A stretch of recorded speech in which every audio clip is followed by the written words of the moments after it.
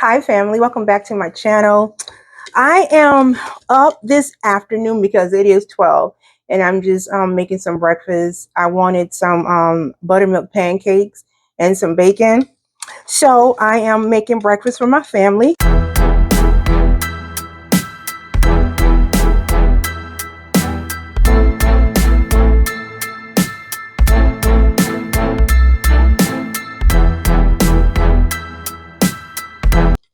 But anywho, I have been asking God like all week, Lord, what do I talk about? What do I share? And I spoke to a woman last week, and she was, oh my God, I don't know how to describe it, but she was upset. She was angry. She was kind of weepy, crying, and she was saying how she was having such a rough time with her daughter. Her daughter is 12, and she was really acting out. And I just listened to her because I know sometimes we feel like we have to carry things on our own. Sometimes we feel like we are alone and nobody's there to listen. But the one thing that I love about God is that He will always place somebody in your path to talk to you, to hear you out, and even share a word. So as she was speaking, she was pretty much just saying, my daughter's acting out. She's angry. She's hanging around with the wrong group of young people. It's like she's out of control. I don't know what to say. I don't know what to do. I do let her know that I love her.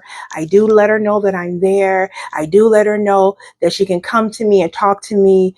And whatever I'm telling her it's not working. I'm a parent. And I have two daughters. One is 17. The older is 18. And they both have two different personalities, of course, but one is very quiet and the other one is, just pretty, much a go-getter. And she likes to talk. She likes to share her opinions. And that's okay because, that's who they are. Um, but growing up, um, even in my household, and I had older siblings because I'm the baby of four, and just growing up with older siblings, sometimes children go through things, and sometimes they want to talk about it. Sometimes they don't want to talk about it. They respond in behaviors. They respond in anger. They just, it's almost like they want you to know without them having to come to you to tell you. They figure like, hey, you're a parent, you should always know what's wrong with me. But we don't always know. We don't always know what's happening with our children. So back to the story.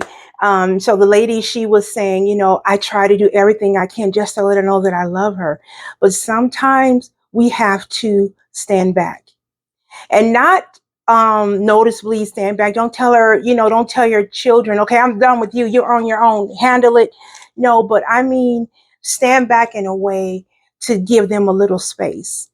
Sometimes you have to say, I'm there. I love you. And if you need me, I'm here. But don't keep crowding them. Don't keep coming after them. And don't keep trying to force them to speak to you because they become more resistant and they will become more angry. Even though they're not angry at you, they're angry at something. We don't know what that root cause is or what's causing the behaviors, but it'll become about you. And that's what you don't want. You don't want the situation to become greater, or you're adding fuel to the fire. Sometimes we just need to stand back, stand down, and allow God to do what He do. And so she said, I did just let her know that. I let her know that I'm there. I let her know that I love her. I let her know that I support her. And so that's good. That's okay. Let her know that.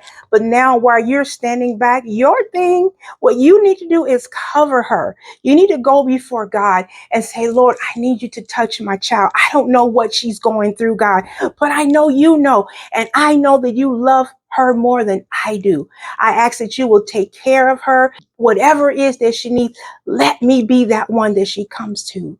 Let me be open, Lord. Let me be quiet and let me be still and listen. Because sometimes we as parents, we don't listen. We just want to dictate and tell them to do this, that, and the other. And if they're not doing what we want them to do, how we want them to do it, and then we feel in a type of way. But that's not how it works, especially being 12 years old. She's trying to find out who she is. And so we have to be patient with that process. We have to kind of sometimes stand back, let her know that you're there, but also have enough